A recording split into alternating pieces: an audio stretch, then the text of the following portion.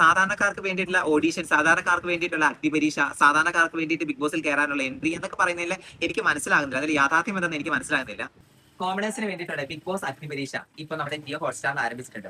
Commoners എന്ന് പറഞ്ഞാൽ എന്താണ്? കോമണേഴ്സ് എന്ന് പറഞ്ഞാൽ ഞാൻ മനസ്സിലാക്കിയിരിക്കുന്നത് സാധാരണക്കാരെയാണ്. കാരണം ഒരു സാധാരണ ജീവിതം മുന്നോട്ട് കൊണ്ടുവന്ന ആൾക്കാർക്ക് ഒരു മേഖലയിലും എത്തിച്ചേരാൻ പറ്റുന്നില്ല, എത്തിപ്പെടാൻ പറ്റാത്ത ആൾക്കാരെയാണ് കോമണേഴ്സ് എന്ന് പറയുന്നത്. ഉദാഹരണമായിട്ട് പറയുന്നത് തയ്യൽ തൊഴിലാളികൾ, ഓട്ടോറിക്ഷ ഓടിക്കുന്നവര്, ബസ് ജീവനക്കാര്, കൂലിപ്പണിക്ക് പോകുന്നവര്, തൊഴിലുറപ്പുകാര്, അതുപോലെ പ്രൈവറ്റ് ഫേമുകളിലൊക്കെ ഒരുപാട് വർക്ക് ചെയ്യുന്ന ആൾക്കാർ, ഇവരൊക്കെയാണ് സാധാരണക്കാരെന്ന് ഞാൻ മനസ്സിലാക്കിയിട്ടുള്ളത്. ബിഗ് ബോസിന്റെ റിയാലിറ്റി ഷോ അഗ്നി പരീക്ഷയിൽ ഞാനൊരു സാധാരണക്കാരെ കണ്ടില്ല. ഒരു വീട്ടമ്മയെ ഒഴിച്ചിട്ട്, അവരെ ഒഴിച്ചിട്ട് ബാക്കി ഒരാരും ഞാൻ സാധാരണക്കാരെ കണ്ടിട്ടില്ല. ഞാൻ കണ്ടിട്ടുള്ള ഇംഗ്ലണ്ടിൽ നിന്ന് വന്ന മോഡലും കേരളത്തിലെ മോഡൽസുകൾ, എഞ്ചിനീയർമാര്, അഡ്വക്കേറ്റുമാര്, പല ഫേമുകളിൽ വർക്ക് ചെയ്യുന്ന ആൾക്കാർ, അങ്ങനെയുള്ളവരൊക്കെയാണ് ഞാൻ ബിഗ് ബോസിന് അഗ്നിപരീക്ഷയിൽ കണ്ടിരിക്കുന്നത്.